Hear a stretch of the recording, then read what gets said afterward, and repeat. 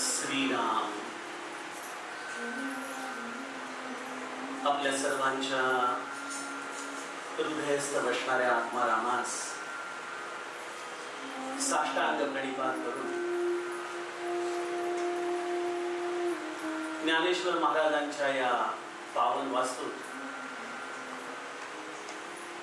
आज आपण एका भगवत चिंतनाच्या निमित्ताने सर्वजण उपस्थित आहात। व्यासपीठावरून ठाण्यामधील सर्व नामप्रेमी साधकांना माझं सप्रेम वंदन। जय सियाराम। सज्जनो, जेव्हा एखादी उत्कट इच्छा मनामध्ये उमलत असते त्यावेळी ती इच्छाच कृतिमय कशी होते याचे अतिशय उत्तम उदाहरण आहे। आमच्या मंजुषाताई नेहमी कथेला येणाऱ्या आणि आपल्या सेवेमध्ये नेहमी मग्न असायच्या, पण नेहमी कदाचित कुठेतरी मनाच्या कोपऱ्यात विचार करत होत्या की कधीतरी दादा आपल्या ठाण्याला येतील का, कधी आपल्याला त्यांचं निरूपण सेवा ठाणेकरांसाठी ठेवता येईल का। आणि त्यांच्या या उत्कट इच्छेचंच हे आज मूर्त स्वरूप आहे की त्यांनी खरोखर अत्यंत हे जिकिरीचं काम असतं तसं आपली नोकरी, आपला प्रपंच सांभाळत या सगळ्या गोष्टी करणं, परंतु भगवंताच्या इच्छेने सज्जनो आज आपण ज्ञानेश्वर महाराजांच्या सन्मुख त्यांच्या या पावन भूमीत भगवंताच्या नामाची अवीट गोडी गाण्यासाठी सर्वजण एकत्रित आलेलो आहोत। ताई आणि त्यांचे बंधू माझ्याकडे आले होते आणि जाता जाता त्यांनी सहज विचारलं, दादा आम्हाला पत्रिका तयार करायची आहे आणि विषय काय घ्यावा निरूपणासाठी। हे थोडे अवघडच प्रश्न असतात बरं का, पटकन विषय काय सांगावा। पण मुखे बोलवी सद्गुरु बुद्धिदाता, अहंभार हा वागवी कोण माथा, जडो भावना रामदासी सदा, नमस्कार त्या ब्रह्मचैतन्य। मुखे बोलवी सद्गुरु बुद्धिदाता। आणि काही ध्यानी मनी विचार नसताना अचानक माऊलीच्या हरिपाठातला 23वा अभंग त्याचा अंतिम चरण डोळ्यासमोर आलं आणि ताईंना म्हटलं, ताई विषय असा सांगा, ज्ञानदेवा जिणे नामे विना व्यर्थ, रामकृष्णी पंथ क्रमी येणार। तोपर्यंत ताईंनी कुठला हॉल घेतला होता मला कल्पना नव्हती, कुठं कार्यक्रम करणार आहेत मला खरंच कल्पना नव्हती। आणि नंतर पत्रिका आली आणि बघतो काय तर हॉल आहे ज्ञानेश्वर महाराजांचं मंदिर, त्यामध्ये ही सभा होणार आहे निवृत्ती महाराजांच्या मंदिरामध्ये। मग हे मुखे बोलवी सद्गुरु बुद्धिदाता हे सिद्ध होतं की नाही हो? कोण आहोत आपण? श्रोता वक्ता श्रीराम समर्थ, आनंदाचे लोही आनंद तरंग, अशी ही भगवंताची अपार लीला असते। आणि मग काही पुण्य श्लोक त्यामध्ये येऊन बसतात, कोणीतरी निमित्त मात्र होतं आणि भगवंताच्या या अवीट नाम संकीर्तनाची गोडी आपण खरं तर त्याच्यासाठी गात असतो बरं का। आपल्या विष्णू सहस्रनामात आपण अंतिम टप्प्यात काय म्हणतो, अन्नम अन्नादेवच, अन्न ही तोच आहे, अन्नाचं भक्षण करणारा ही तोच आहे, या अन्नाचा रसस्वाद घेणारा देखील तोच आहे। त्याप्रमाणे मुखातून बोलतंय, कोणाच्या तरी श्रुतीमधून श्रवण करतं आणि त्या आनंद कल्लोळामध्ये तो देखील नाम निघत असतो. तर सजनो, वारीचे सुंदर दिवस चाललेले आहेत. एकेका वारकऱ्याची उत्कटतेने पांडुरंगाच्याकडे झेप चालू आहे. दिव्या पताका, वैष्णवांचा हा सगळा मेळावा पंढरपूरच्या दिशेने चाललाय आणि आज आपण या नाम संकीर्तनाच्या आधाराने त्या वारीचा भाग ठाण्यामध्ये बसूनच होणार आहोत. आपण देखील त्या वारीचा आनंद घेऊया. त्या पांडुरंगाची ओढ काय असते ते माऊलीच्या या शब्दामध्ये समजून घेऊया. पहिल्यांदा हा 23वा अभंग आहे तरी काय, त्याचं थोडस गायन आणि त्यानंतर गुरुकृपेने त्यामध्ये असलेल्या तत्वार्थामध्ये आपण उतरण्याचा प्रयत्न करूया. माऊलीची जागा आहे, सगळ्यांनी मनापासून हरिपाठ म्हणावा. माऊली गाते.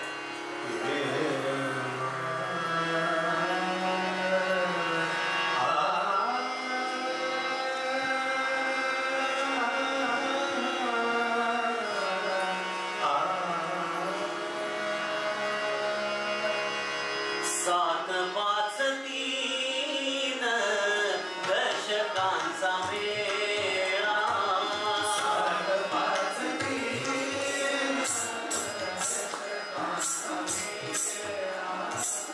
सात पाच तीन दशकांचा मेळा,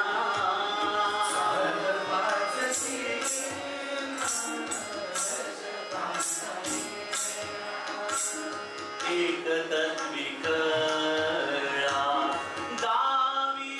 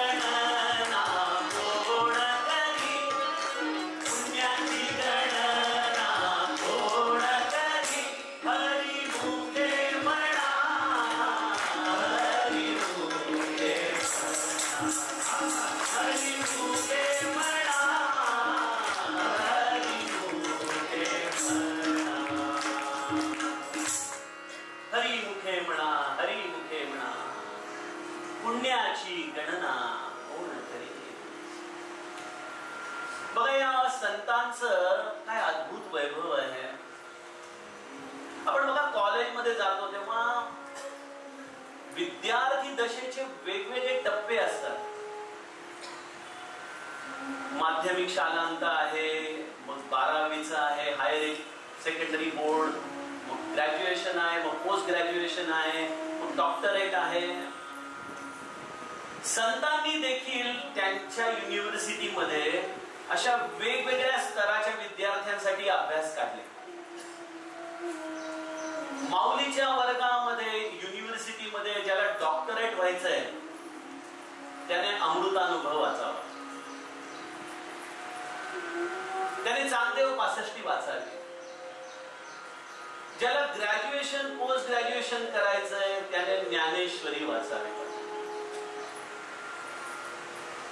ज्याला माध्यमिक अशा पद्धतीचं वाचन करायचं आहे तर माऊलीच्या इतर साहित्यांकडे वळावं. पण आमच्यासारख्या मुंगीहून साखर खाणाऱ्या जीवांसाठी मात्र माऊलींनी एकच अभ्यासक्रम दिला आणि तो म्हणजे हरिपाठ. हरिपाठ हरिपाठ तो हरिपाठ यामध्ये माऊलींनी आपला सगळा प्राण ओतून दिला. आणि जेवढा जेवढा संत लहान होत गेला, जेवढा जेवढा संत हा सोपा होत गेला, सहज होत गेला, तेवढा तेवढा तो बहुजनांचा झाला. अन्यथा माऊली आम्हाला कशी कळाली असती? कोण अमृतानुभवाचा अर्थ जाणणार आहे? कोण चांगदेव 65 अनुभूतीने विदित करणार आहे? हे सगळं अद्वैत आहे. मग ते समर्थ देखील त्यांच्या याच्यात ग्रॅज्युएशन मध्ये दासबोध, पोस्ट ग्रॅज्युएशन साठी आत्माराम. पण ज्याला समर्थांचं तत्वज्ञान समजून घ्यायचंय त्यांच्यासाठी एकच गोष्ट, मनाचे श्लोक. मनाचे श्लोक 4 ओळीचा श्लोक कंठस्थ केला, चिंतन केलं की लक्षात येतं की सगळी डॉक्टरेट त्यामध्ये सामावलेली आहे. हरिपाठ देखील माऊलीचा असा असायचा. 4 ओळीची चरण आणि एकच बोध. बाळांनो, हरिमुखे म्हणा, हरिमुखे म्हणा, पुण्याची गणना कोण करेल. हे सगळं लहान होण्याचं सूत्र माहिती या संतांनी कोणापासून शिकलं? माझ्या रामापासून शिकलं. बघा, माझा रामराया जर फक्त अयोध्येपुरता मर्यादित राहिला असता, जर केवळ राजा दशरथाचा सुपुत्र म्हणून अयोध्येच्या राजगादीवरती राहिला असता तर तो केवळ अयोध्यावासियांचा झाला असता. पण त्याने लीलेने अयोध्येतून स्वतःची सुटका केली, वनामध्ये गेला, कोळी भिल्लांचा झाला, व्यापक झाला. कोळी भिल्लांमधून माझा रामराया पुढे निघाला, वानर अस्वलांचा झाला. बघा किष्किंधेमध्ये येऊन, आणि त्याच्याही पुढे माझा राम लंकेमध्ये गेला, सेतू बंधन करून गेला, आणि माझा रामराया राक्षसांचा देखील झाला. जेवढं जेवढं जेवढं जेवढं हे संत लहान होत गेले तेवढे तेवढे तेवढे ते वैश्विक होत गेले. पण जसा मूळतः जो राम आहे तोच या सगळ्या दशेमध्ये राहिला, त्याप्रमाणे संतांना जे अमृतानुभवात सांगायचंय, जे चांगदेव 65 सांगायचंय, तेच संतांनी हरिपाठामध्ये आपल्याला सांगितलंय. आज गरज आहे त्या 4 चरणांमध्ये उतरून संतांना नेमकं काय सांगायचंय, काय बोध द्यायचाय आम्हाला, हे समजून घ्यायचं. मी गायलेला अभंग कदाचित तुम्हाला समजायला अवघड गेला असेल, कारण मी म्हटल्याप्रमाणे त्या 4 चरणांमध्ये अमृतानुभव चांगदेव 65 सामावलेली आहे. काय म्हणाली आहे माऊली? 7, 5, 3 दशकांचा मेळा, एक तत्वी कळा गावी हरी, तैसे नव्हे नाम सर्व मार्गा वरिष्ठ, येथे काही कष्ट न लागते. अजपा जपणे उलट प्राणाचा, तेथेही मनाचा निर्धारू असे. तुम्हाला गमतीने सांगू का? आपल्या 10वीला प्रश्नपत्रिकेमध्ये असायचं, कुठल्या कुठल्याही 2 प्रश्नांची उत्तरं द्या 5 पैकी, तरी की नाही? बरेच आमचे टीचर आले तिथं. 5 पैकी 2 प्रश्नांची उत्तरं द्या असा प्रश्न असायचा.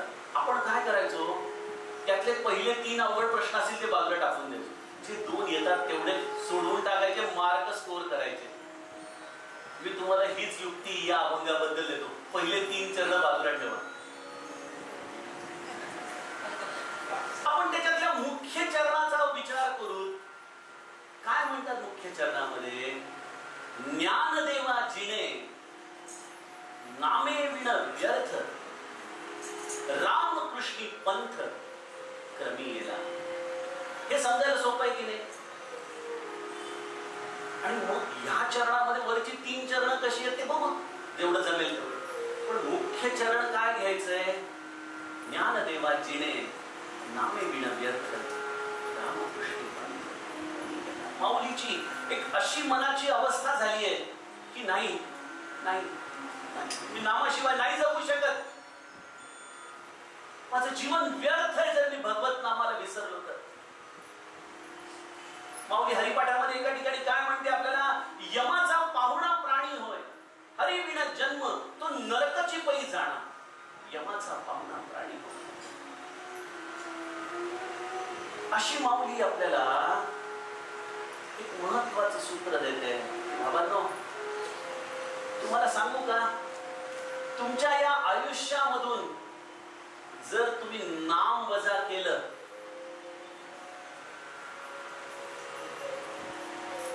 तर तुमचं जीवन व्यर्थ आहे.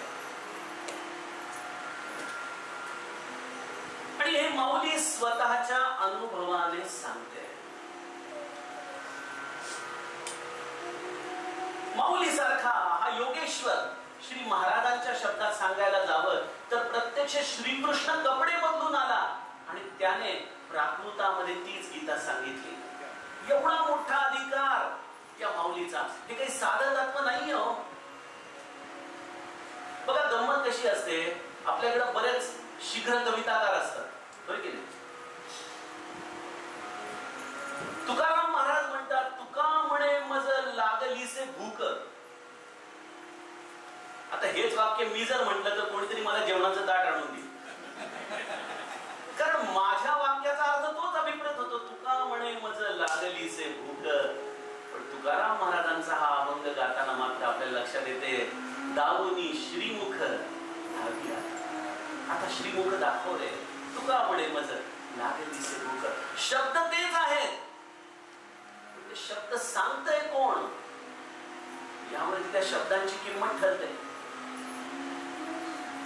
त्यामुळे मी म्हणणं की ज्ञानदेव किंवा रवींद्र पाठक म्हणे नामे विण व्यर्थ, रामकृष्णी पंथ क्रमी, याला काही अर्थ नाहीये. आम्ही कोणाचा अनुभव जमेला धरला पाहिजे? ज्यांनी त्या तत्वाची अनुभूती घेतलेली आहे त्यांचा अनुभव आम्ही जमेला घेतला पाहिजे. अनाधिकारी माणसाने अनुभव सांगितला तर तो कदाचित शब्द प्रपंच ठरेल, पण माऊली सारखा हा योगीराज, हा योगेश्वर, माऊली माझी नाथ संप्रदायाची आहे. 6वा अध्याय बघाल माऊलीचा तर कुंडलिनी योगावरती आहे. योग मार्गाची ती अधिकारी आहे, ती ज्ञान मार्गाची अधिकारी आहे, ती अद्वैत जाणणारी आहे. असं कुठलं, मी तर आळंदीला आपली रामकथा असते ना तेव्हा मी नेहमी म्हणतो की माऊली दर 2 वर्षांनी आळंदीला कथा घेते आणि बघते की विद्यार्थ्यांमध्ये काही प्रगती आहे का नाही. कारण माऊली युनिव्हर्सिटी आहे, महाराष्ट्राची नाही, विश्वाची अध्यात्माची. लक्षात घ्या, त्या माऊलीचे आपण सगळे जण किंकर. आणि एखाद्या युनिव्हर्सिटीमध्ये वेगवेगळ्या शाखा असतात, सायन्स आहे, कॉमर्स आहे, आर्ट्स आहे, अजूनही वेगवेगळ्या शाखा असतात. तसं माझ्या माऊलीच्या द्वारी या युनिव्हर्सिटीमध्ये योग मार्गाचे लोक आहेत, ज्ञान मार्गाचे लोक आहेत, कर्म मार्गाचे लोक आहेत, सांख्य शास्त्रीय आहेत, तत्वचिंतक आहेत. कोण नाहीये माझ्या माऊलीच्या या युनिव्हर्सिटीमध्ये. पण माऊलीचं स्वतःचं मत काय आहे? योग याग विधी येणे नो हे सिद्धी, वायाची उपाधी दंभ धर्म. बाळांनो, तुम्हाला जर माझ्या या युनिव्हर्सिटीला लुटून न्यायचं असेल, महाराजांचे शब्द आहेत. बाळांनो, मी गोंदवल्याला खूप पुरून ठेवलंय, लुटून न्या मला म्हणे, लुटून न्या, लुटून न्या. अरे काय लुटून न्यायचंय आम्हाला त्यांच्याकडून? काय घ्यायचंय? या संतांनी एक मुखाने आम्हाला या नामाचं महत्व सांगितलं. माऊलीचं हे म्हणणं आहे, ज्ञानदेवाजीने नामे विण व्यर्थ रामकृष्णी पंथ क्रमी केला. माझे महाराज म्हणतात, जेथे नाम तेथे माझा प्राणच काढून घ्याल तर तुम्ही नाम माझ्यापासून काढून घ्याल. धर्माधिकारी कथा जागा कमी आहे, त्यामुळे थोडे फार काढून थांबवतात.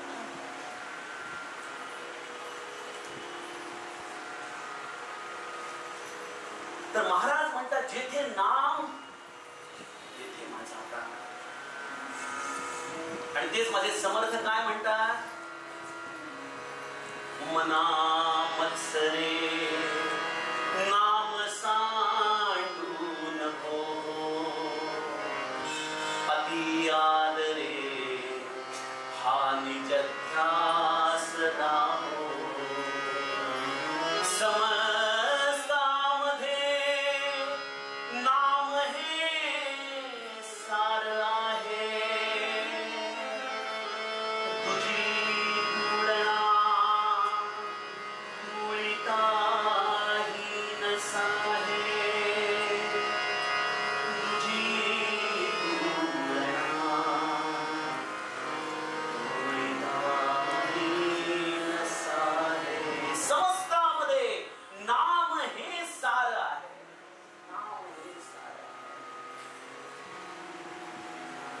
समर्थ एक अभंगात गातात,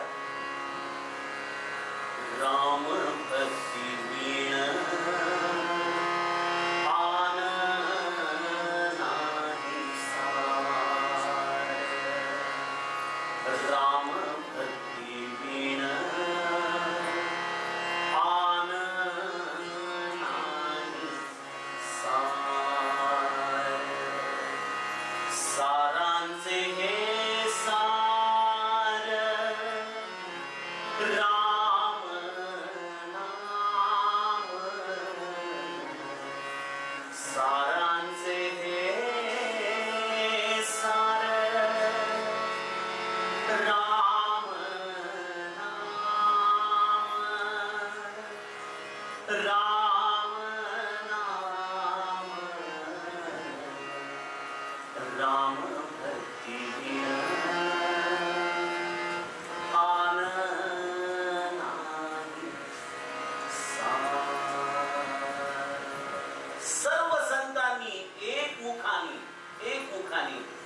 भगवत नाम, भगवत नाम, भगवत नाम, भगवत नाम.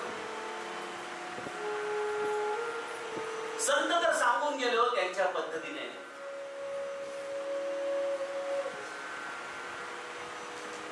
पण परिश्रम असा आहे की त्यांनी तर त्यांचा अनुभव सांगितला. पूज्य बाबा बेलसरे संतांच्या या मनोवृत्तीला एका सुंदर शब्दामध्ये सांगायचे की संतांच्या दृष्टीने भगवंताचं नाम ही सुप्रीम व्हॅल्यू होती. सुप्रीम व्हॅल्यू, सर्वोच्च मूल्य जीवनाचं. आपण एक एक्सरसाइज करूया. एक 5 सेकंद डोळे मिटा आणि मनामध्ये विचार करा, माझ्या आयुष्यातली अशी मी कुठली गोष्ट काढून टाकली तर मला माझं जीवन व्यर्थ वाटतंय. कुठली गोष्ट, मग ती लौकिक असू दे, पारलौकिक असू दे, कुठलीही गोष्ट असू दे, विचार करा काय.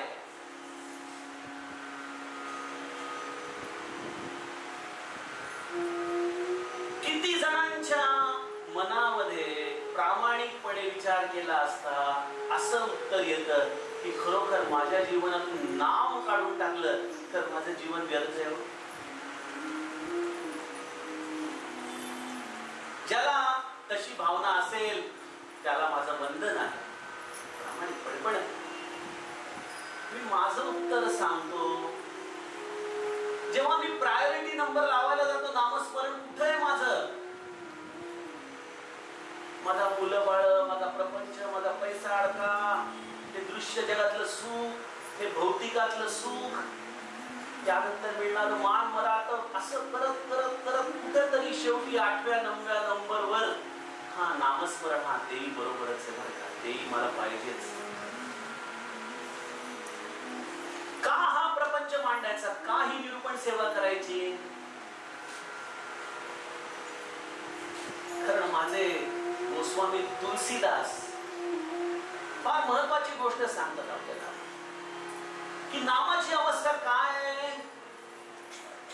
नाम निरूपण नाम जतन ते, नाम निरूपण नाम जतन ते, सोई प्रगटत जिमी मोल रतन ते, सोई प्रगटत जिमी मोल रतन ते. नाम निरूपण नाम जतन ते. बघा संतांचं सांगणं, एखादं रत्न तुम्हाला मिळालंय ज्याला अजूनही पॉलिश केलेलं नाही, तुम्हाला मिळालं एखाद्या गारगोटीप्रमाणे, आणि तुम्ही एक दगड म्हणून कोणीतरी दिलंय म्हणून सांभाळलं जवळ, आणि कुठल्या तरी विपरीत क्षणी त्या गारगोटीला कोणीतरी एखाद्या जवाहिराने हातात घेतलं, त्याला छान पॉलिश केलं आणि म्हणाला, अरे बाबा तू इथं भीक मागत फिरतोयस, तुझ्याकडं प्रत्यक्ष चिंतामणी आहे, सगळ्या ब्रह्मांडाला पुरून उलेल एवढं मोठं संजीवन तत्व तुझ्या जवळ आहे, तुला कसं कळालं नाही रे, कसं कळालं नाही.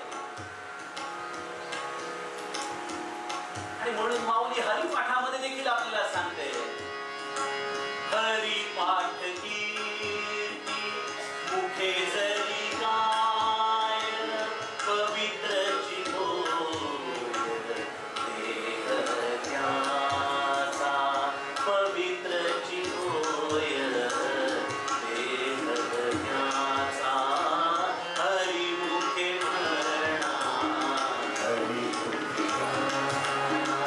हरिमुखे म्हणा म्हणा. तर सांगण्याचा उद्देश असा की नाम निरूपण नाम जतन ते. का ऐकायचं, का सत्संगाला जायचं? आज रविवारी खरं तर मित्रांबरोबर मस्त मिसळचा प्रोग्राम बनवता आला असं तुम्हाला, कुठेतरी तळावपालीच्या कट्ट्यावरती गप्पा मारता आल्या असत्या खरं, पण आज इथं येण्याची बुद्धी होते. यातच सज्जनो भगवंताची तुमच्यावरती असलेल्या कृपेची खूण आहे की बाबांनो, जी अनुभूती मला आली, जी तुमच्या सद्गुरूला आली, जी तुकाराम महाराजांना आली, तुका म्हणे गर्भवासी सुखे घालावे आमासी, गुण गाई ना आवडी, गुण गाई ना आवडी. अरे मी नाम घेईन तरी तुझं, मला तू घाल गर्भवासी, काही हरकत नाही.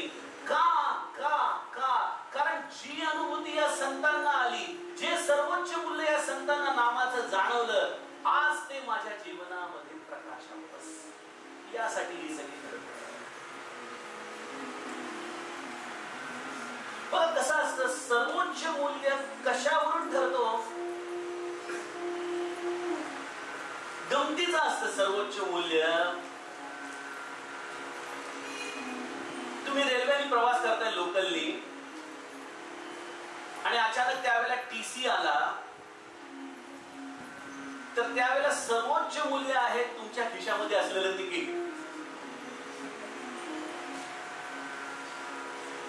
एक माणूस फार हुशार असतो, दुसऱ्याला म्हणतो लोकल मध्ये, तुम्ही लोकल मधली मंडळी आहात तुम्हाला माहिती, तो म्हणतो काय आजकाल पाकिटमारी वाढलीये, म्हणून मी नेहमी 2 तिकीटं काढतो म्हणे, एक वरच्या खिशात ठेवतो आणि एक खालच्या खिशात ठेवतो. म्हणे का? म्हणे एक खिसा मारला तरी दुसरं टीसी समोर म्हणे आपलं. त्या माणसाने थोड्या वेळ विचारलं, पण समजा समजा दुसराही खिसा मारला तुमचा, तर काय? म्हणे बॅगेमध्ये माझा मंथली पास असतो म्हणे, तो कधी उपयोगाला येणार? पास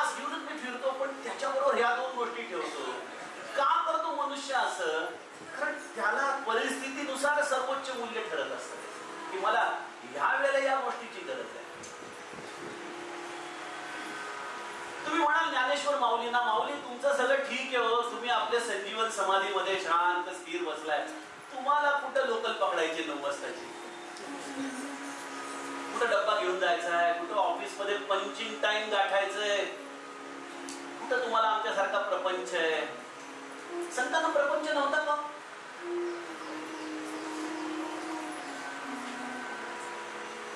मी गमतीने तुम्हाला सांगतो की संतांना प्रपंच होता, पण तो तुमच्यासारख्या 4 भिंतीचा प्रपंच नव्हता, 4 दिशांचा प्रपंच होता त्यांना. म्हणून माझे समर्थ म्हणतात, चिंता करतो विश्वास. माझी माऊली एवढी ज्ञानेश्वरी सांगितल्यानंतर स्वतःसाठी काही मागत नाही, आता विश्वात्मक येते.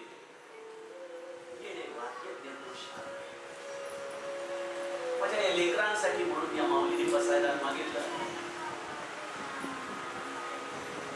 संतांना प्रपंच होता, संतांच्या प्रपंचामधलेच तुम्ही सगळे आहात. आणि ज्याप्रमाणे मग कुटुंब प्रमुख वारंवार आपल्या घरातल्या लहान मुलांना त्यांच्या हिताची गोष्ट सांगतो, त्याप्रमाणे हे संत मंडळी आम्हाला वारंवार सांगतात, बाबांनो हरिमुखे म्हणा, हरिमुखे म्हणा, पुण्याची गणना मोड करी. अरे हरिमुखाने घ्या. पण आमच्या जीवनामध्ये ही प्रायोरिटी कधी येत नाही, हा प्रश्न आहे. आमची प्रायोरिटी नामस्मरणाच्या विषयी कशी असते? महाराज एक फार छान गोष्ट सांगायचे. महाराज एका माणसाला म्हणाले तरुणपणी, अरे बाबा नामस्मरण करतोस की नाही? तर तो म्हणाला, बाबा करतो, पण आता नुकतं शिक्षण झालंय, आता नोकरी लागायची, त्याची जरा भ्रांत. एकदा नोकरी लागली, पैसा अडकाला की नामस्मरण. बरं म्हणाले.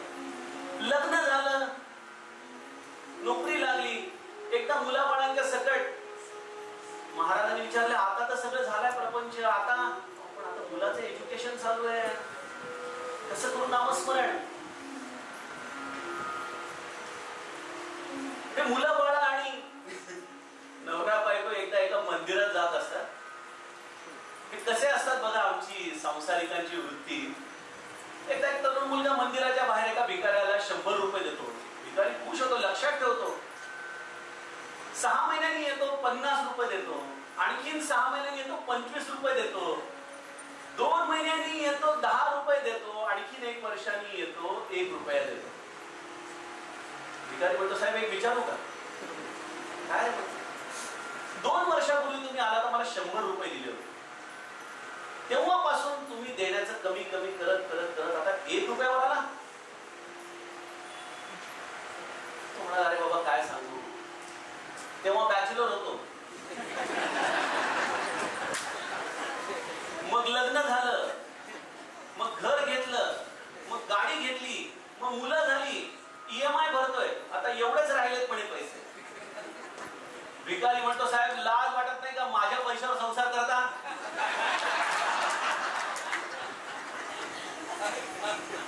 तसे आम्ही मंडळी नामस्मरणासाठी प्रत्येक वेळेला कारण काढतो. बरं अहो महाराज करायचं नामस्मरण, खूप करायचंय बरं का, पण हा पण आमचा कधी आयुष्यात संपत नाही.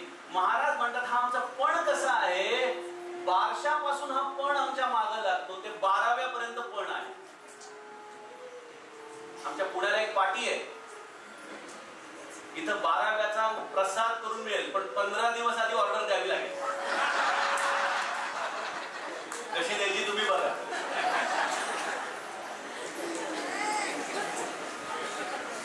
सांगण्याचा उद्देश असा आहे की मानवी जीवनामध्ये नाम नाम नाम ही आम्ही फक्त ऐकतो. वा वा वा वा. 2 महिन्यांनी मला कोणीतरी 2 लोकांनी नंबर देताना मी फोन करणार आहे. काय सांगितलं मी प्रवचनात? माझा आतापर्यंतचा अनुभव आहे की फोन करून विचारल्याला म्हणतात बाकी काही आठवत नाही, काहीतरी बोलले पण खीर चांगली होती. मनुष्य हा ऐकतो, पण काय ऐकतो बघा. तुम्ही शेअर ट्रेडिंग करत असाल आणि कोणतरी जाताना शेअर बद्दल काहीतरी बोललं की तुमचे कान टवकारतात. अरे इम्पॉर्टन्स बोलतोय. आम्ही प्रवचनकार मंडळी घसा कोरडा हुस्तर बोलतो, छान बुवा छान उत्तम. आम्ही काय करतो, श्रोत्यांच्या जसा असतो ना तो सर्वे फॉर्म असतो तसा आमचा सर्वे फॉर्म वेगळा आहे.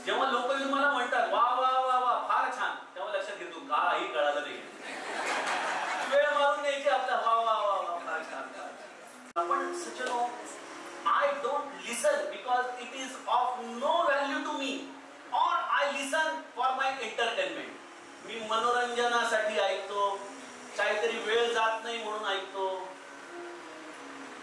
वाणीताईंना गेलो नाही तर वाईट वाटेल म्हणून ऐकतो,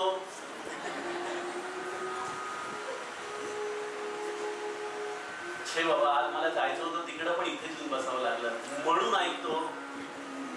प्रत्येकाची कारण वेगवेगळी असू शकतात सज्जनो, पण एक लक्षात घ्या, नाम हेच आमच्या जीवनाचं अंतिम हित करणारं आहे, आमच्या जीवनाचं ते सर्वोच्च मूल्य आहे.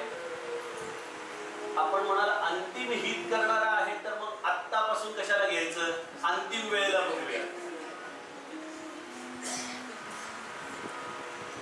पण गंमत अशी आहे की ज्या पद्धतीने तुम्ही आयुष्य जगता तुमचा अंतकाळ देखील त्याच पद्धतीचा असतो. सूत्र आहे. तुम्ही दिवसभर जर प्रामाणिकपणे नोकरी करत असाल, व्यवसाय करत असाल, प्रपंच करत असाल तर रात्री देखील तुम्ही शांत निद्रा घेण्याचे अधिकारी असता. त्याप्रमाणे जर आयुष्य तुम्ही नाममय परमार्थाच्या आधाराने उत्तम आचरणातून आपल्या सगळ्या कर्तव्यांना न्याय देत जगत असाल तरच ही काळ रात्रीच्या वेळेला डोळे मिटताना तुम्हाला सद्गतीचा अधिकार मिळू शकतो. हे काही इन्स्टंट कौन बनेगा करोडपती नाही. तुम्हाला तिथं अभ्यास अभ्यास अभ्यास आणि जसं आम्ही परीक्षेला आम्ही विशेषतः इंजिनियर लोक परीक्षेच्या आदल्या दिवशी जाऊन अभ्यास करतात. वर्ष दिलेलं आहे पण वर्षभर काहीतरी वेगवेगळ्या गोष्टी करणार आणि परीक्षेच्या आदल्या दिवशी जागून अभ्यास करून परीक्षेला बसणार. सगळं परमार्थामध्ये अनफॉर्च्युनेटली उत्तीर्ण होता येत नाही. मला आज ती सुप्रीम व्हॅल्यू वाटत नाही म्हणून मी नामस्मरणाच्या विषयी उदासीन आहे, मी नामस्मरणाच्या विषयी प्रयत्नशील नाही, कारण माझ्या प्रायोरिटी वेगळ्या आहेत. काय प्रायोरिटी येतो तुमच्या? काय ताई काय प्रायोरिटी तुझी? करिअर? तुझी काय प्रायोरिटी? कॉलेज? अजूनही काय? आमचे आदि शंकराचार्य फार छान सांगून जातात, बालक तावस क्रीडा सक्तस. बालपण आहे तोपर्यंत क्रीडेमध्ये आसक्ती आहे. तरुणस्तावस तरुणी रक्तहा. तरुण आणि तरुणी यांची आसक्ती हे वयाचं आसक्तीचा काळ आहे. वृद्धेस्तावस चिंतामग्ने. वृद्धापकाळी चिंता चिंता चिंता. त्यामुळे आदि शंकराचार्य म्हणतात, अरे बाबा कोपी ब्रह्म मनसी लग्नम. कधी करणार या ब्रह्मस्वरूपाशी मनानी लग्न? भज गोविंदम भज गोविंदम भज गोविंदम मूढमते प्राप्ते सन्निहिते मरणे नाही नाही रक्षति डुकरे. काय पोटतिडकीने सांगावं, या ही आचार्य परंपरा आहे माझी माऊलीची की बाबांनो तुम्ही भगवंताचं नाम घ्या, तेच तुमच्या हिताचं आहे. तर आपण अगदी मुळाशी आलो की माझी प्रायोरिटी वेगळी आहे, संतांची प्रायोरिटी वेगळी आहे. त्यामुळे संत जेव्हा एवढे तळमळून सांगतात आम्ही मान्य करतो की ते सुप्रीम आहेत, त्यांचा अनुभव श्रेष्ठ आहे, आम्हाला वंदनीय आहे, आम्ही नमस्कार करतो, आम्ही सगळं करतो, पण त्यांची प्रायोरिटी मध्ये नाम आहे, माझ्या प्रायोरिटी मध्ये नाम नाही. आपण आपली प्रायोरिटीचा थोडासा विचार करू. का करतो नोकरी आपण? का मांडतोय प्रपंच? का घेतो नवीन कपडे? का पाहिजे नवीन मोबाईल? का पाहिजे नवीन गाडी? What is the purpose? Why we are doing this? आम्ही त्याच्या बेसिसवर आमच्या प्रायोरिटी सेट करतो ना. का घेतो आम्ही? कधी विचारा स्वतः.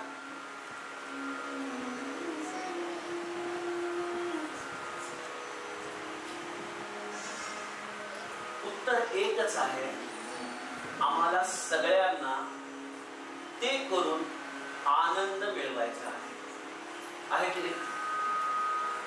इथं कोणी आहे का की ज्याला दुःख पाहिजे?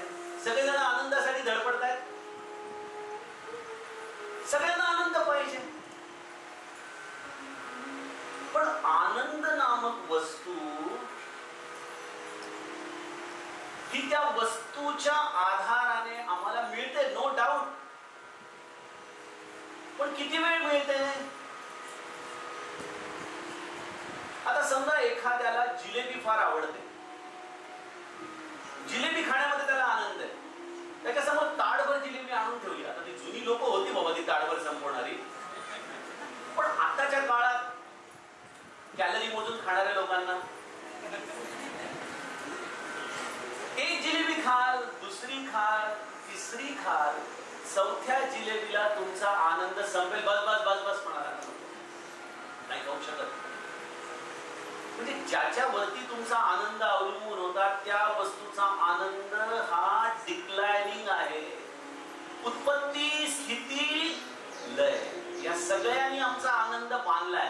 म्हणजे समुद्राच्या जशा लाटा येतात ना तशा आम्ही आनंदाचे भुकेले आहोत. लक्षात घ्या, तुम्ही सगळेजण आनंदाचे भुकेले आहात. तुम्ही जी काही आज धडपड करताय आयुष्यामध्ये, जे जे काही करताय ते सगळं तुमचं चाललंय आनंदाच्या शोधामध्ये. कोणालाही दुःख नकोय,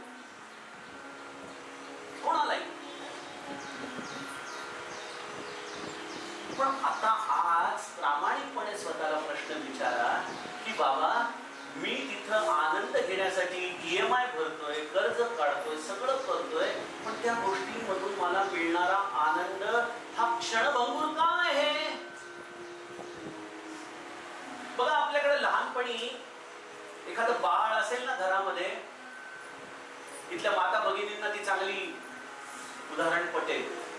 मला आठवतं माझ्या भावाची मुलं घरामध्ये असायची आणि त्यांच्या त्या टब मध्ये खेळणी असायची. आणि मग कोणाला काम करायचं असेल बहिणीला वगैरे वगैरे तर ते काय करायचे, पोळ्या लाटायच्या आहेत तर तो एक टब ओतून टाकायचे मुलांच्या समोर खेळण्या. बस खेळ बरं. तो एक एक खेळणं घ्यायचा, खेळत बसायचा, 5-7 मिनिटं त्याचं ते चालू राहायचं. यांच्या इकडे पटापटा पटापटा पोळ्या व्हायच्या. आणि त्यानंतर त्या मुलाला लक्षात यायचं की यांनी काहीतरी आपल्याला चांगलं फसवलंय आणि मग ते भोकाळ पसरायचं जोरात. आई म्हणायची अरे हो झालंच असं म्हणून लगेच गॅस बंद करायची, त्याला जवळ घ्यायची. मला वाटतं ना आपण फक्त देहाने वाढणारी लोक आहोत. आमच्या हॅबिट्स त्याच आहेत. वाटतंय की नाही? ही सद्गुरू माऊली आपल्या नामस्मरणामध्ये मग्न आहे, आम्ही प्रपंचामध्ये मग्न आहोत. माऊली म्हणती हे घे बाबा प्रपंचाच्या वस्तू, बघ त्याच्यामध्ये आनंद मिळतोय का तुला? मग आम्ही कधी कारची किल्ली घेऊन आनंद घेतोय, कधी घर घेऊन आनंद घेतोय, कधी कपडे घेऊन आनंद घेतोय, कधी मिठाई घेऊन आनंद घेतोय. वेगवेगळ्या पद्धतीने आनंद घेतो.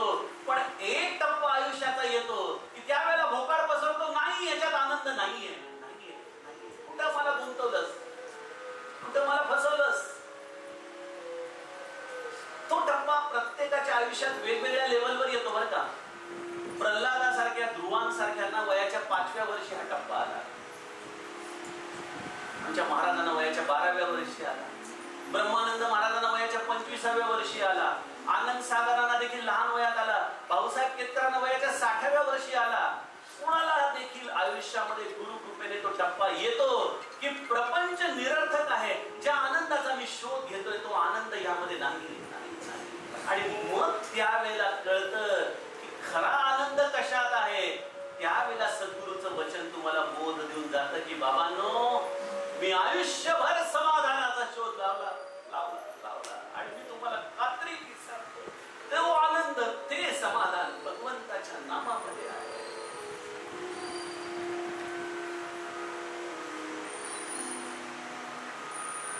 तोपर्यंत बराच काळ निघून जात असायचे.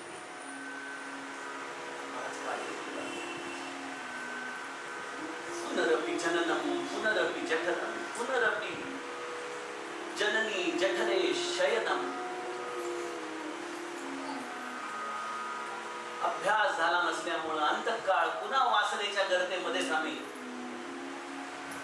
आणि हा एवढा सुंदर मनुष्य देह मिळाला आम्हाला, सद्गुरू मिळाला, पण आम्ही त्या देहाला परमात्मा आमच्या दृष्टीने कधीच नाम हे माझ्या दृष्टीने टॉप मोस्ट प्रायोरिटी आहे. मी त्याच्याशिवाय जगू शकत नाही. मला ते हवंय, माझ्यासाठी ते अत्यावश्यक आहे. किंवा जेवढा माझा जीवनात श्वास गरजेचा आहे तेवढं भगवत चिंतन माझ्यासाठी गरजेचं आहे. ही आमच्या मनाची अवस्था अनेकदा आयुष्याच्या शेवटच्या श्वासापर्यंत होत नाही. हे आमचं सगळ्यांचं दुर्दैव आहे. आणि त्यामुळं असत्य आम्ही आहोत, अज्ञानात आम्ही आहोत. खरं तर तुम्हाला जो आनंद पाहिजे त्या आनंदाचा साठा घेऊन ही सद्गुरू माऊली तुमच्या समोर उभी आहे. माऊलीचा एक अभंग आहे, अमोलिक रत्न जोडी येले तुझ, कारे ब्रह्मबीज नोळखीस, न भिजे न जळे न भिये चोरा, ते वस्तू चतुरा सेवी. काय सुंदर शब्द आहेत माऊलीचे. अमोलिक रत्न जोडी येले तुझ. हे अमोलिक रत्न, त्या अभंगाचे दोन अर्थ आहेत. एक आहे की हा मनुष्य देह आहे, अमोलिक रत्न तुला प्राप्त झालंय, तू या देहाच्या आधाराने ते ब्रह्मबीज का नाही ओळखत. आणि एक मला गुरुकृपेने असा अर्थ वाटतो की मनुष्य देह मिळाला पण नामरूपी रत्न गुरुकृपेने आम्हाला प्राप्त झाला. अमोलिक रत्न जोडी गेले तुझ, कारे ब्रह्मबीज ओळखीस. माऊली अभंगाच्या शेवटी म्हणते की आणूनी ठेविले गुरुमुखी. या गुरुनी तुझ्या मुखापर्यंत आणून ठेवलं रे नाम. किती करावं त्यांनी आपल्यासाठी, किती करावं. आनंदाची किल्ली तुमच्यापर्यंत आणून ठेवली, पण ती आनंदाची किल्ली असूनही आम्ही मात्र दरिद्रतेच्या दुःखाच्या सागरामध्ये होरपळतोय. मला सांगा, कुठल्या आई बापाला जो खरं तर जातिवंत श्रीमंत आहे पण जर त्यांचा पोरगा दारोदारी भीक मागताना दिसला तर त्या आई बापांना जे होतं ना ते या माऊलीच्या हृदयाला होतं. जेव्हा आमच्यासारखी लोक नामाशिवाय या प्रपंचाच्या दुःखामध्ये होरपळताना दिसतात. काय दिलं हो आपण त्यांना? त्यांना काही नकोय. त्यांना हा हार नकोय, हे नारळ नकोय, ही पूजा अर्चा काही नकोय. त्यांना एकच हवंय, एकच हवंय, हरिमुखे हरिमुखे.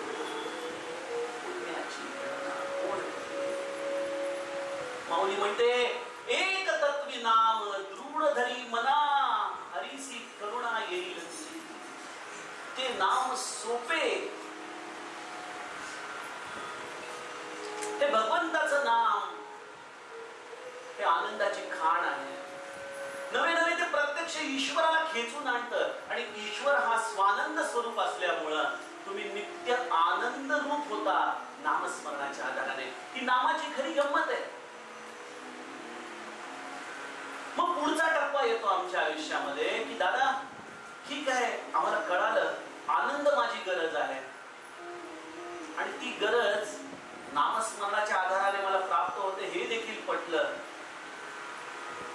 पण केवळ नामस्मरणानेच होतं का हो? त्याला अजूनही काही पाहिजे का करायला?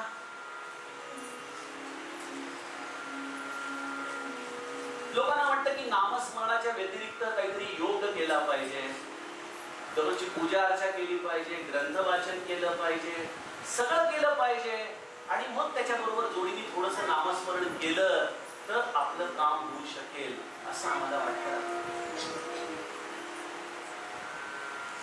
पण सज्जनो, जेव्हा माऊली म्हणते की ज्ञानदेवा जिने नामे विण व्यर्थ, बाकी त्याच्यामध्ये त्यांनी कुठलीही कंडिशन दिलेली नाहीये. फक्त नाम, फक्त नाम, फक्त नाम. तेवढं नामाला जर तुम्ही घट्ट धरून राहिला तर तुमचं काम होणार. हे संत सांगतात. श्री महाराज ब्रह्मानंद महाराजांच्या विषयी बोलताना म्हणतात, माझ्या ब्रह्मानंदाने नामस्मरणा व्यतिरिक्त दुसरं कुठलंही साधन केलं नाही. नामस्मरणाशिवाय दुसरं कुठल्याही साधनेची गरज नाही हे संत आम्हाला प्रतिपादन करून सांगतात. आणि मला सांगा, आपण काय करू शकतो आजच्या काळामध्ये? ईश्वर प्राप्ती हे जर तुमचं ध्येय असेल, ते आनंद स्वरूप होणं हे जर तुमचं ध्येय असेल तर आजच्या या यंत्रयुगामध्ये, या कलिकालामध्ये तुम्ही काय करू शकता नामस्मरणाच्या व्यतिरिक्त? माझ्या गोस्वामी तुलसीदासांनी याचं फार सुंदर उत्तर दिलं आम्हाला. काय करू शकता तुम्ही नामस्मरणाशिवाय? एकदा विचार तर करून बघा. गोस्वामी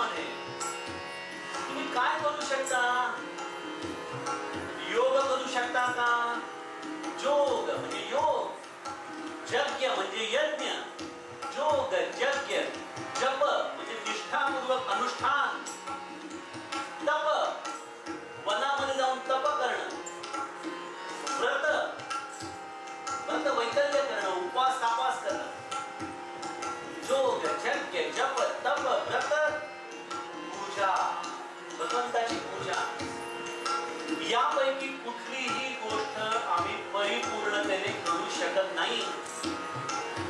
आपणच आपल्या आयुष्याकडे बघून बघावं. आजच्या काळात योग करतो तो बहुतांश लोक वेट लॉस साठी. योग म्हणजे काय? आत्मा आणि शरीराचा संयोग यामध्ये स्थिरावणं म्हणजे योग आहे. आमचा योग सगळा शारीरिक कवायत आहे. यज्ञ करतो ते देखील कुठल्या तरी फळाच्या इच्छेने आणि बऱ्याच वेळेला कुठल्या तरी गुरुजींना दक्षिणा देऊन तुम्ही माझ्या वतीने करा अशा पद्धतीने यज्ञ होतात. जपाचं तर बोलायलाच नको. अनुष्ठानपूर्वक सर्व शास्त्रविधींनी सगळी शुचिता सांभाळून गोधडीवरती बसून कांबळीवरती बसून जप अनुष्ठान. ही शुचिता आम्ही ठेवू शकत नाही. तप आजच्या काळात तप एकच आहे, दिवसभर मोबाईलला हात न लावणं. आणि व्रतांचं काय सांगावं. एक मनुष्य हॉटेलमध्ये जाऊन म्हणतो टुडे आय हॅव उपवास, do you have fast food. तो बर्गर आणून ठेवतो. फास्ट फूड हेच झालंय. एकादशीचं प्लॅनिंग 2 दिवस आधीपासून चालू होतं. अगं रताळी आणलीस का? उकडून ठेवलं का? साबुदाणा भिजत घाल, मागच्या वेळेला कमी केला होता. त्यामुळं व्रताची देखील ही गोष्ट आहे. योग यज्ञ जप तप व्रत आणि पूजा. आमचे ओळखीचे चाळणीमध्ये देव घालतात, पटकन बेसिन मध्ये आणतात. काय करायचं? 9:25 लोकल 9:15 अगदी घरातच आहोत. कशी पूजा करायची?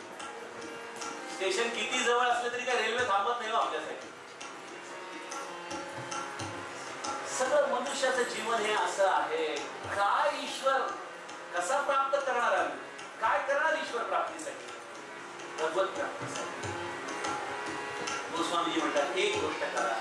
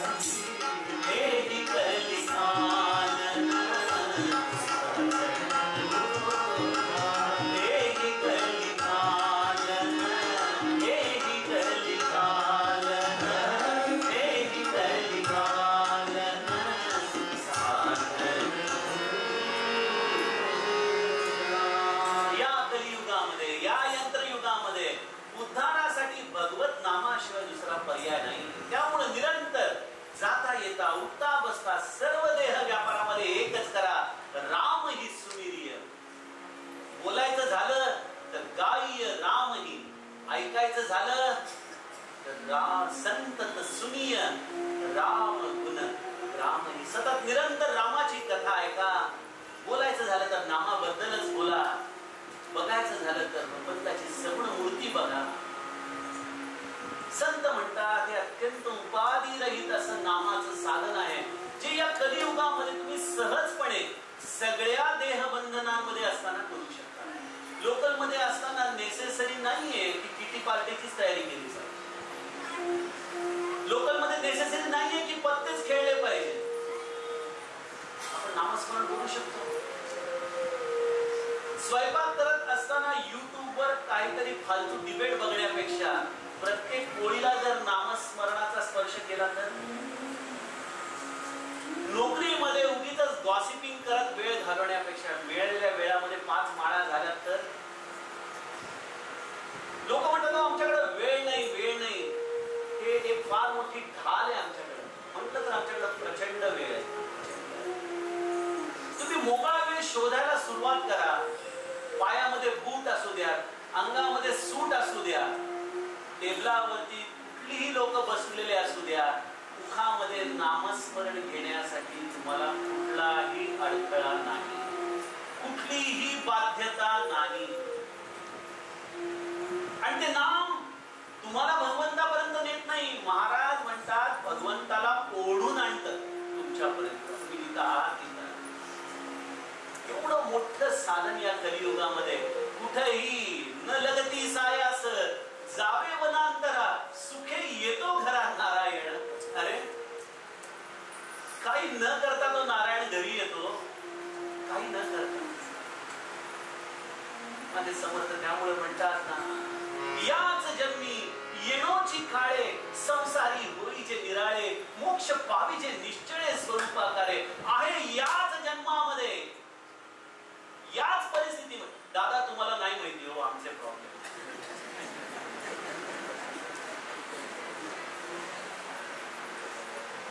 प्रेम म्हणजे प्रेम म्हणजे प्रेम असतं. तुमचं आणि आमचं सेम असतं. हे जसं आहे तसं प्रपंच म्हणजे प्रपंच म्हणजे प्रपंच असतो. तुमचा आणि आमचा काही फरक. प्रत्येकाचं आहे त्या परिस्थितीमध्ये नामाला लागणं ही कला आहे बघा. कराल का तुम्ही ती कला? आजपासून बरं तुम्ही म्हणाल दादा नाम कुठलं घ्यायचं? जे तुम्हाला आवडेल ते नाम. अजून काय फ्रीडम पाहिजे? तुम्हाला महादेव आवडतो, महादेव घ्या. बघा इथं 3 मंदिर आहेत. गणपतीचं आवडतं, गणपती माऊलीचं. आमच्या एक ताई आळंदीच्या माऊली माऊली माऊली एवढा जप करतात. तिथं महादेव आहे. तुला आवडेल ते घ्या. नामस्मरण तुमच्या जीवनात गुरुला ओढून आणतो. तो गुरु तुम्हाला जे योग्य नाम आहे त्याचा अनुग्रह करतो आणि तुमची पुढची वाटचाल करतो. गरज आहे तुम्ही आज नामस्मरणाला लागण्याची. ज्या आनंदाचा तुम्ही शोध घेता तो आनंद तुमचं घर शोधत शोधत तुमच्या दारात येईल हे मी तुम्हाला त्यांच्या वतीने खात्री देतो.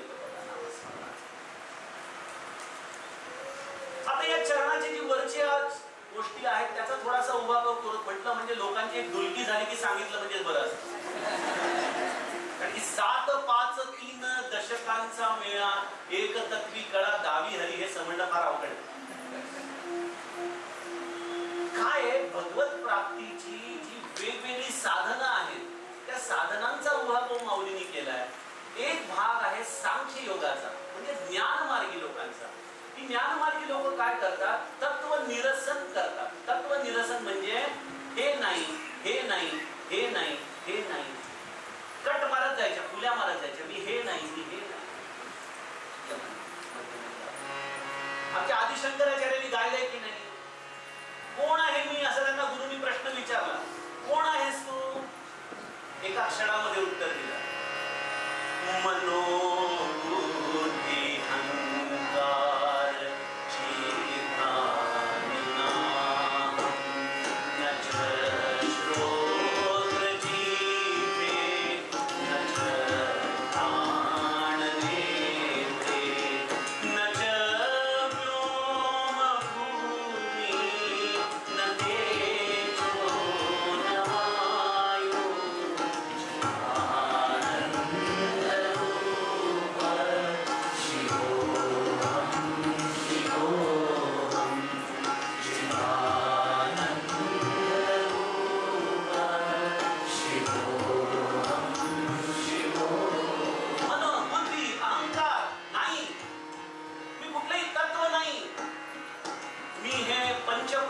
शरीर नाही. या पंच महाभूताचं हे शरीर नाही. न च व्योम म्हणजे आकाश, न भूमी पृथ्वी, न तेज, न वायू, याच्यापैकी काहीच नाही. मग तू कोण आहेस? चिदानंद रूप शिवोहम शिवोहम. अरे तुला मृत्यूची भीती नाही? मध्ये आचार्य गातात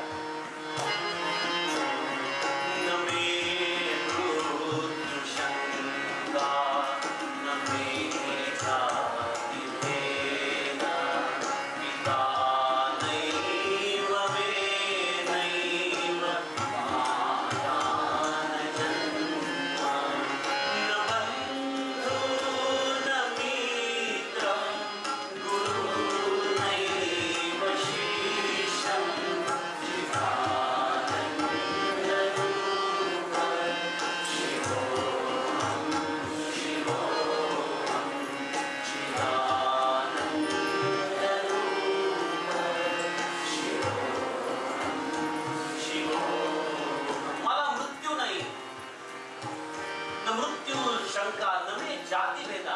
मला कुठली जात पात नाही. न बंधू, आम्हाला कोणी भाऊ आहे, न कोणी मित्र आहे. अरे सोडा, माझा कोणी गुरु देखील नाही आणि मी कोणाचा शिष्य देखील नाही. मग कोण आहेस तू? चिदानंद रूप शिवोहम शिवोहम. हे सगळं ना ना नाच्या पाड्यामध्ये आचार्य सांगतायत. मग आहे काय? त्याचं उत्तर शेवटी देतात.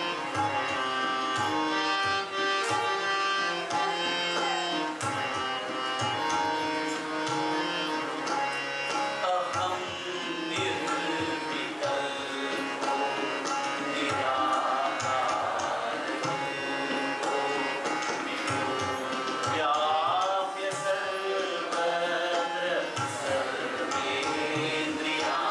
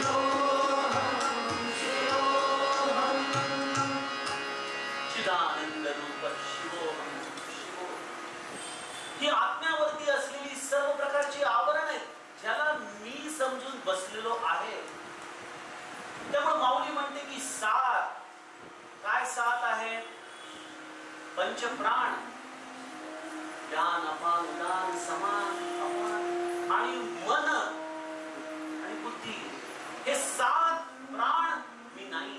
नवय पंचवायू नवा सप्त धातू, हा 7 आकडा माऊलीचा माझ्या आचार्यांच्या परंपरेतला. 7 5 ही पंचमहाभूत, पृथ्वी, जल, तेज, वायू, आकाश, यांनीच हा देह बनलाय.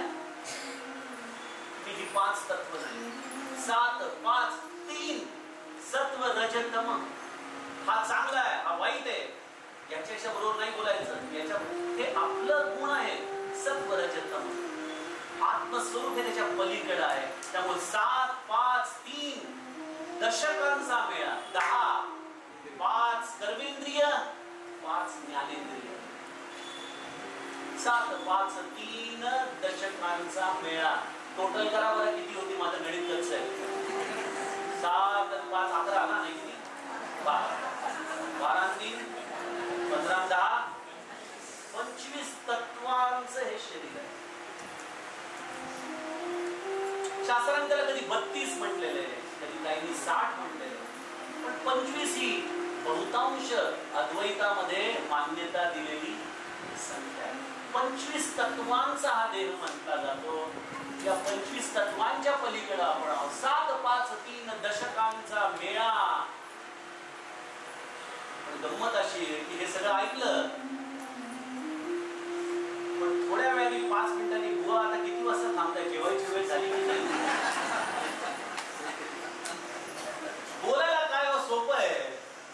7 5 3 दशकांचा मेळा.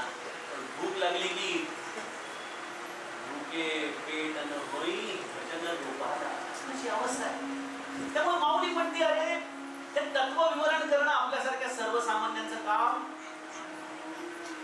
जमेलच असं करा, त्यांना जमत असेल बंधन आहे.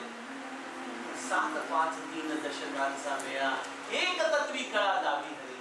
पण हे एकच तत्व, नामरूपी एक तत्व, ही 25 तत्व आणि नामरूपी एक तत्व, तेवढं एक धरा, थेट भगवंत प्राप्त. तत्वात अभ्यास करणारे वेडे, खाण्याला वेडे,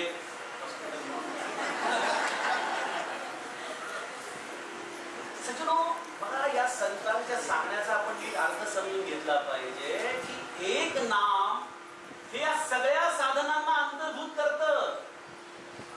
हे पॅरल नाहीये.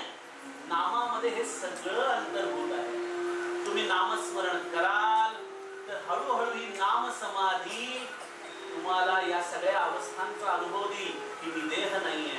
नामामध्ये जसा जसा स्वतःचा विसर पडेल, जसा जसा उपवास घडू लागेल, जसा जसा मनाचे दाह शांत व्हायला लागतील, जसं जसं मन स्थिर व्हायला लागेल, जसा जसा आपला अहंकार गळून पडेल, तुम्हाला या 25 तत्वांची अनुभूती नामस्मरण एक तत्वी कळा लावी तैसे नव्हे नाम. एवढ्या 25 तत्वांचा अभ्यास करा. सांगा बरं 25 तत्व काय सांगितलं. लक्षात राहते, कधी त्याचं निरसन करणार. माझे समर्थ म्हणतात पंचीकरण करा. पंचीकरण काय, पंचीकरण हे कोणालाच माहित नाही. आपला तो विषय नाहीये. त्यामुळे माऊली म्हणते की अरे बाबा हे एवढं सगळं करायचं असेल तर करा, स्वागत आहे. यापेक्षा एक तत्वी कळा दावी हरी. अरे एक नाम घ्या, भगवंताचं प्रेमाने आवडीने घ्या. नामामध्ये तो भाव जर आला ना तर तुमच्यासारखे भाग्यवान तुम्ही. नाम घेताना डोळ्यातून अश्रूंच्या धारा लागल्या ना, सज्जनो महादेवाला अभिषेक कराल न कराल, पण तुमच्या शिवतत्वावरती अभिषेक झाला. तुमच्या रामाला, महादेवाला सगळ्यात प्रिय आहे नामाचा, डोळ्यातून येणारा अश्रूंचा अभिषेक.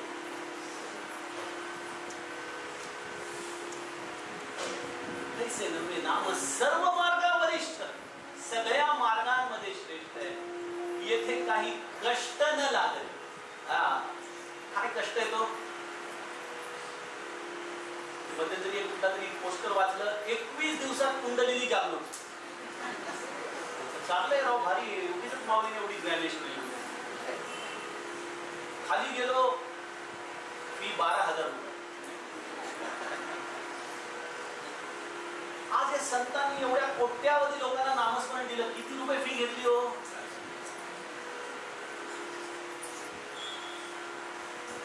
श्रीराम बोला, श्रीराम बोला. किती मंत्र हा सोपा. उठता बसता कार्य करता खर्च लागतो काय? खर्च लागतो काय? किती मंत्र हा सोपा. कुठली उपाधी नाही, सरळ बसा नाही, डोळे मिटून बसा नाही, जसे असाल तसे राम राम राम राम, गोविंद हरी केशव विठ्ठल पांडुरंगा हनुमंता जगदंब. काय तुम्हाला आवडेल? काय खर्च आहे? येथे काही कष्ट न लागत, फुकट आहे, सोपा आहे, उपाधी विरहित आहे, कुठल्याही अवस्थेत घेऊ शकता. आणि आपल्याकडे एक म्हण आहे, अति तिथे माती. एखादी गोष्ट अति केली की त्याची माती होते. पण नामस्मरणात एक अशी गोष्ट आहे, तुम्ही जितके घ्याल तितका तुम्हाला रसस्वाद मिळेल, तितका रसस्वाद मिळेल. कधीच ती कंटाळवाणी होणार नाही. तुम्हाला सांगू का, डिप्रेशनच्या गोळ्या तुमच्या बंद करेल, ब्लड प्रेशर तुमचं काढून टाकेल, शुगर एका अर्थाने कमी करायला आणि एका अर्थाने वाढवेल, रक्तातली कमी करायला आणि जिभेवरची वाढवेल.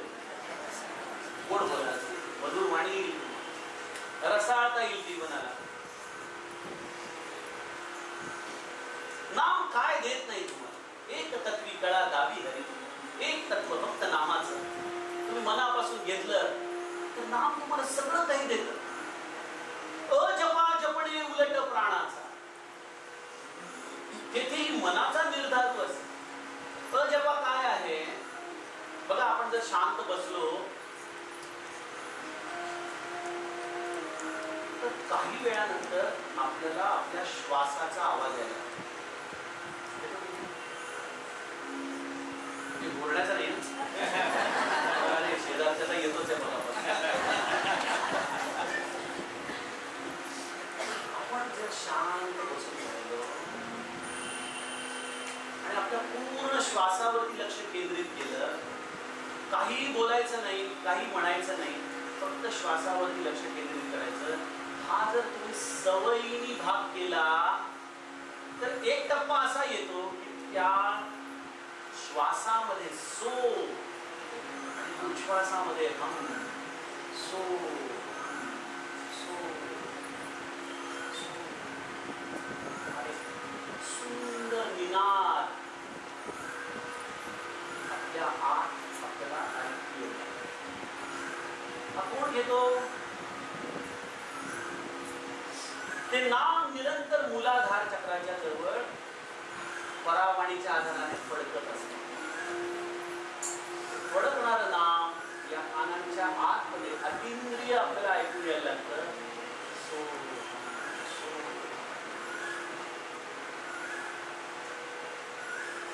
योग मार्गाने जाणाऱ्या लोकांना या स्थितीचा अनुभव आहे. तर माऊली म्हणते, बाबांनो, एवढे स्वस्थ तुम्ही बसणार नाही. आपल्या माता भगिनींनी डोळे मिटून जप करायला सुरू. अरे कुकरच्या शिट्ट्या किती झाल्या बाबा, त्या ऐकू येतात. सोहम ऐकायला किती स्वस्थता पाहिजे, कधी आपण ऐकणार. माऊली त्यामुळे म्हणते की अजपा जपणे उलट प्राणाचा. हा प्राण उलट करण्याचा आहे. इथं संयोग आहे आणि तो संयोग होतो त्यावेळेला मन उन्मन होतं. हा सगळा योग मार्गाचा प्रांत आहे, तो आपला भागच नाही बोलायचा. पण ती उन्मनी तुम्हाला साधते आणि ती उन्मनी साधली की तुम्ही आनंदाला थेट जाऊन झोंबता. तुमचं मनच आनंदमय होऊन जातं. वेगळा आनंद तुम्हाला घ्यावा लागत नाही, तुम्ही आनंद स्वरूपच होता. पण यासाठी काय, फार निग्रह लागतो. त्या श्वासाच्या अनुसंधानातून बाहेर पडायचं नाही, हा निर्धार करावा लागतो. जमेल का आपल्याला? मला तर निदान नाही जमणार. Weld candidate. माऊली म्हणते, अरे तुम्ही मग नाम घ्या ना, एक तत्वी कळा दावी हरी. तुम्ही म्हणाला एवढं सोहम सोम अवघड साधना नामाने कशी साधेल? माझे महाराज त्याला म्हणतात, नाम घेताना ते हळुवारपणे आपल्या ओठांनी अशी अशा पद्धतीने म्हणा ते केवळ आपल्याच कानांना ऐकू येईल.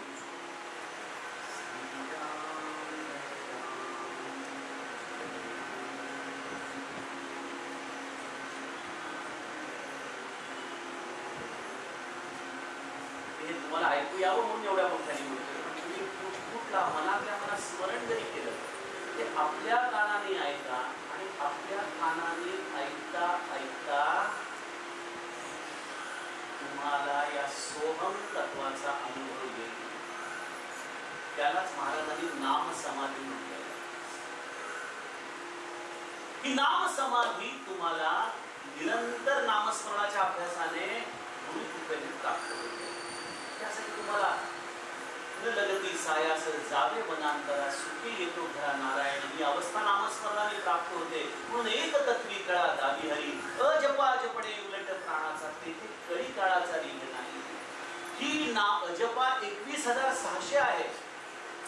त्याला महादेवाचं माप म्हणतात. तुम्ही 21,600 नामस्मरण करायला सुरुवात करा. 21,600 आणि मी माऊलीच्या साक्षीने सांगतो तुमच्या जीवनाच्या सर्व अंगांना नामस्मरण स्पर्श करतं. सर्व अंगांना. माझं नाम कसं आहे? गोस्वामीजी म्हणतात नाम पहारू दिवस निसी ध्यान तुम्हार कपाळ लोचन निजपद जंत्रित जाही प्राण केही पार. हा नामाचा पहारा असा आहे की तो तुमची रक्षा करतो. हे नाम रत्न तुम्ही जर जिभेवरती ठेवलं की नामाचं रत्न अंतर्बाह्य प्रकाश पाडतं. आता ताईंनी माझी ओळख करून दिली की उद्योजक आहेत, हे आहेत, ते आहेत. काय उद्योजक? एक शिक्षण 18व्या वर्षी पार्ट टाइम डिग्री करत पूर्ण करणारा माणूस कसा उद्योजक होऊ शकेल? सज्जनो, मी ही निरूपण का करतो, तरुण पिढीला का सांगतो? कारण तरुण पिढीला वाटतं की हे सगळं म्हातारपणी करायचं काम आहे. नाही नाही. आपली भगवद्गीता नेहमी डोळ्यासमोर आणा. ती भगवद्गीता युद्धभूमीवरती सांगितलेली आहे. निवृत्ती नंतर नाही सांगितली म्हाताऱ्या अर्जुनाला, लग्नाच्या आधी सांगितलेली आहे. अध्यात्म परमार्थ हे तुमच्या व्यवहारात उतरलं पाहिजे, तुमच्या कृतीमध्ये उतरलं पाहिजे, तुमच्या आचरणात उतरलं पाहिजे. नामस्मरण रूपी प्रकाश तुमच्या लौकिकाला उजळून टाकतो. नाम तुम्हाला अर्थार्जन देतं. नाम तुम्हाला धर्म मार्गावरती चालण्याची धर्मग्रंथ न वाचता प्रेरणा देतो. धर्मग्रंथ न वाचता किंवा नामस्मरण करणारे संत जे वागतात तेच धर्मग्रंथ लिहितात. धर्मग्रंथांप्रमाणे संत वागतात. ते जे वागतात तोच धर्मग्रंथ. त्यामुळे नामामध्ये अर्थार्जन आहे. नाम तुम्हाला अर्थ देतं. नाम तुमचा धर्म सांभाळतं. कारण धर्म प्रत्यक्ष प्रभू रामचंद्र आहे. रामो विग्रहवान धर्म प्रत्यक्ष वसिष्ठांचं वचन आहे. तो राम त्या नामस्मरणाने तुमच्या आयुष्यात उतरू लागतो आणि धर्म तुमच्या जीवनात येतो, अर्थ येतो, धर्म येतो. तुमच्या कामनांची पूर्तती नामस्मरणाने होते. अनेक लोक संकल्प करून प्रापंचिक सुखासाठी नामस्मरण करतात. मला लोक विचारतात अहो तसं केलं तर चालेल का? तुम्ही कसंही नाम घ्या, मुलाच्या हितासाठी घ्या, प्रपंचाची घडी विस्कटलेली नीट बसण्यासाठी घ्या, कुठल्याही कारणासाठी नाम घ्या. नाम तुमच्या जीवनामध्ये अर्थ, धर्म, काम आणि शेवटचं मोक्ष याची प्राप्ती करून देतो. कारण नामामध्ये अग्नितत्व, सूर्य तत्व आणि चंद्रमा तत्व या सगळ्यांची अनुभूती आहे. बंधव नाम राम रघुबर को हेतु कुसानु भानु हिम करको विधि हरि हरमय वेद प्राण सो अगुण अनुपम गुण निधान सो. यामध्ये अग्नितत्व आहे, यामध्ये सूर्य म्हणजे आदित्य तत्व आहे, यामध्ये चंद्रमा तत्व आहे. त्यामुळे तुम्ही नाम घ्याल तर वासना तुमच्या जळू लागतात, नको असलेल्या इच्छा आकांक्षा जळू लागतात. नाम हे एक असं परिपूर्ण औषध आहे की ते जीवनाच्या या चारही पुरुषार्थांना स्पर्श करतं. अर्थ, धर्म, काम, मोक्ष.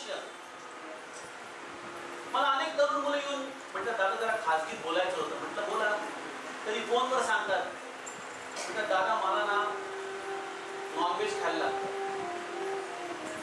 मला कॉर्पोरेट लाईफ मध्ये आहे, पार्ट्या कराव्या लागतात, मग मी नामस्मरण करू का? मी कसं करू नामस्मरण? तुम्हाला मी माऊलीच्या साक्षीने सांगतो की तुम्ही आता कुठलीही गोष्ट सोडण्याच्या भानगडीत पडू नका. अट्टहासाने जे कराल, मन मारून जे कराल ते पुन्हा उफाळून येईल. तुम्ही आता फक्त नामस्मरणाला धरण्याचा प्रयत्न करा, सोडण्याचा काही प्रयत्न करू नका. गोष्टी आपोआप सुटून जातात, तुम्हाला कळणार देखील नाही या गोष्टी तुमच्या आयुष्यातून कधी बाहेर पडल्या. ज्याच्यासाठी लोक एवढे प्रयत्न करतात, व्यसनमुक्ती केंद्रांमध्ये जातात, तिथं देखील त्यांना यश मिळत नाही. तुम्ही फक्त नामस्मरण करा, भगवंत तुम्हाला या सगळ्या वाईट वासनांमधून बाहेर काढतो, तुम्हाला स्वच्छ करतो. म्हणून माझे आनंद सागर म्हणतात, नाम म्हणजे वासनेच्या घाणीतून जीवाला बाहेर काढून स्नान घालणारा प्रत्यक्ष मारुतीचा अवतार आहे. त्यामुळे नामाला कुठल्याच गोष्टीचा विटाळ नाहीये सज्जनो, नामाला कुठल्याच गोष्टीची बाध्यता नाहीये. तुम्ही असं समजू नका की मी त्याच्यासाठी पात्र नाहीये. तुम्ही पात्र आहात, तुम्हाला मनुष्य देह मिळालाय, यातच तुमची पात्रता नामस्मरणाची सामोरेली आहे. बस आज तुमच्या मनात भाव नसेल काही हरकत नाही. भाव कुभाव अनक आल सरू, नाम जपत मंगल दिसी दसरू. तुम्ही आज कुभावाने घ्या, अश्रद्धेने घ्या, जसं जमेल. फक्त एकच करा की मी नाम सोडणार नाही, एवढी खोलगाट मनाची बात. बस बाकी काही करायची गरज नाही, काहीच करायची गरज. हे औषध दर क्षणाला पोटामध्ये जाऊ द्या आणि 1 वर्षामध्ये तुम्हाला नामस्मरणाने तुमच्या जीवनात होणारी क्रांती तुम्ही स्वतःच अनुभवा. मला देखील सांगायची गरज नाही. हा नामाचा महिमा आहे.